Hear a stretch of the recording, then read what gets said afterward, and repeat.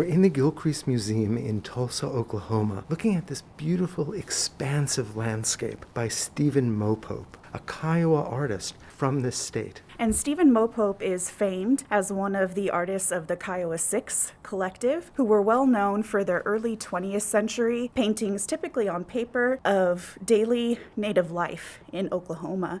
When we talk about this collective, we're referring to Stephen Mopope, Jack Hokea, Monroe Satoke, Lois Smokey, Spencer Asa, and James Okai. When I think of Stephen Mopope's work, I think about some of the work that he did for the WPA, images which isolate the figures against broad, flat fields that make beauty out of flat plains and sharp contours. And so this is a departure. And the figures in this painting harken back to that flat style of painting of these bold fields of color, distinct line work around each of the figures. However, in this case, they are not the focus of the image. They are a part of it, but the landscape takes center stage here.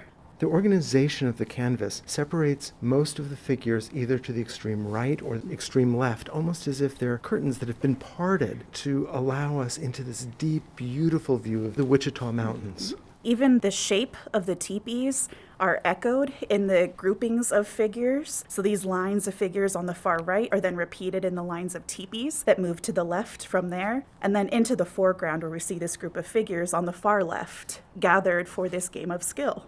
We see a group of figures who are standing shoulder to shoulder, watching a young man arch his back as he's preparing to throw an arrow to the distant target, which we see on the right side of the canvas with a feather attached to it. And this is a competition where the competitors stand on two ends of that field and try to get as close to that target on the other side of the field as possible. So in the foreground, we see the evidence of his competitor, who has already thrown one of his arrows and is stuck in the ground. Very close to the target. Yes. So that this young man actually has quite a challenge ahead of him if he's going to get closer than that.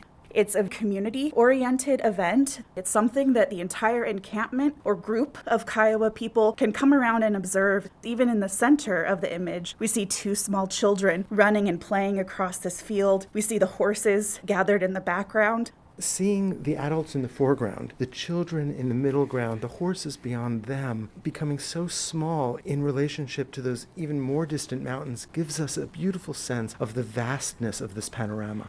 The Wichita Mountains are directly center. It's a poignant choice to really center a physical place that is significant to the Kiowa people as well as other tribes in this region. The Kiowa had lived in this area for a long time. This area had been their traditional hunting ground, so they did have long-standing relationships with other tribes in this area, including the Comanche and the Apache. So when the Kiowa Comanche Apache Reservation was established in 1867, they had already had relationships with what were now their close neighbors. By 1933, the Kiowa Comanche Apache Reservation had been disestablished by Congress. The lands that made up that reservation had already been allotted and opened for settlement by non-natives. So by representing such an everyday or genre scene in this specific place, Mopope is driving home that there are these ancestral relationships with land and with place. Mopope has chosen to represent the human figures in relation to the land itself rather than as dominating or owning the land, but rather living communally with the land. In fact, the human occupants become reflections of the landscape. Look at the way that the figures on the extreme left are so close together and they overlap one behind the other moving left. If you look at the mountain range at the extreme right side in the distance, you see the same thing, but here the mountains are receding one behind the other to the right. And so there is this mirroring of the people and the landscape. The human figures become grouped together like they have their own mass as a whole, similar to the way the mountains have a mass.